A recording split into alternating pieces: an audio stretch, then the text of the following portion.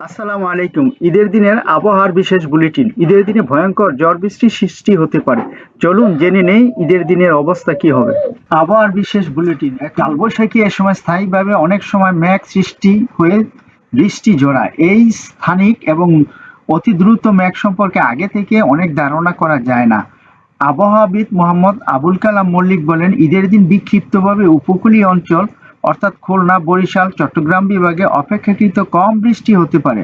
অন্য বিভাগগুলোর কিছু জায়গায় বিক্ষিপ্তভাবে বৃষ্টি হতে পারে, সঙ্গে ঝড়ো হাওয়া থাকতে পারে। এ সময়ের বৈশিষ্ট্য মেনে স্থানীয় মেঘ সৃষ্টি হয়ে আধা ঘন্টা থেকে ১.৫ ঘন্টার মধ্যে ঝড় সৃষ্টি হতে পারে।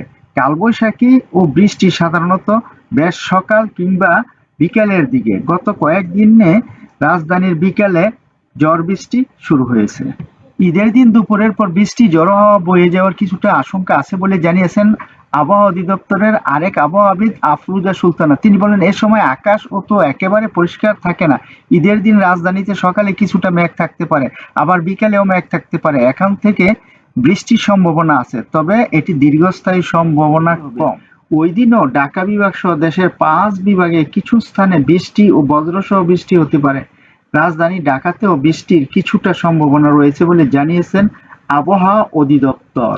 রাজধানীতে গতকাল ৩১ মিলিমিটার বৃষ্টি হয়েছে। সন্ধ্যার পর থেকে বৃষ্টি শুরু হয়। রাত ১২টার পরও বিভিন্ন স্থানে বৃষ্টি হয়, যদিও সন্ধ্যায় যেমন ঝড়ো হওয়ার সঙ্গে বৃষ্টি হয়েছিল, পরে তা কমে আসে। প্রাক মৌসুমি বৃষ্টিপাত ও কালবৈশাখীর এ সময় বৈশিষ্ট্য হলো হঠাৎ করে বজ্র মেঘ সৃষ্টি হয়, আকাশ কালো হয়ে যায়।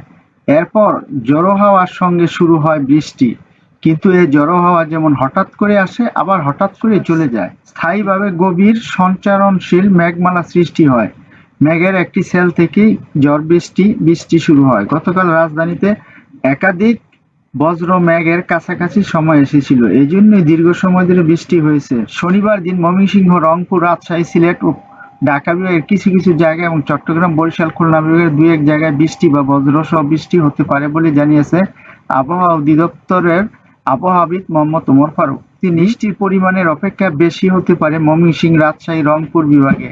এর পাশাপাশি মধ্য অঞ্চলে ঢাকা এবং উত্তর পূর্ব অঞ্চলে সিলেটের কিছু স্থানে বৃষ্টি হতে পারে।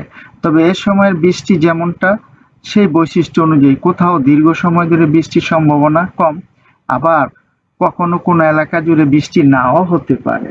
ভিডিওটি দেখার জন্য আপনাদের অসংখ্য অসংখ্য ধন্যবাদ। এমন আরো ভিডিও দেখতে চ্যানেলটি সাবস্ক্রাইব করুন, ভিডিওটি লাইক, কমেন্ট ও শেয়ার করে পাশে থাকুন। আর নিয়মিত চ্যানেলের ভিডিও দেখুন। পরবর্তী ভিডিও দেখার আমন্ত্রণ জানিয়ে আজকের মতো এখানে শেষ করলাম। খোদা হাফেজ। সে পর্যন্ত আপনারা ভালো থাকুন, সুস্থ থাকুন, সুন্দর থাকুন।